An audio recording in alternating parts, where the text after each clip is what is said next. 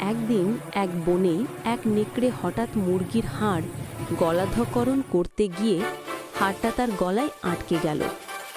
ব্যথায় ছটপট করতে করতে সে বনের সব প্রাণীর কাছে দৌড়ে গেল। হাতি, ঘোড়া, খরগোশ, কিন্তু কেউই সাহায্য করতে রাজি নয়। সবাই বলল, তোর মুখে কেউ মাথা দেবে? ধন্যবাদ লাগবে না। শেষে এক বক এসে বলল, আচ্ছা, আমি চেষ্টা করি। লম্বা ঠোঁট ঢুকিয়ে বকটি এক টানে হাড়টা বের করে দিল। নেকড়ের সঙ্গে সঙ্গে হাঁফ ছেড়ে বাঁচল। বক খুশি হয়ে বলল, তাহলে একটু পুরস্কার? নেকড়ে হেসে বলল, পুরস্কার?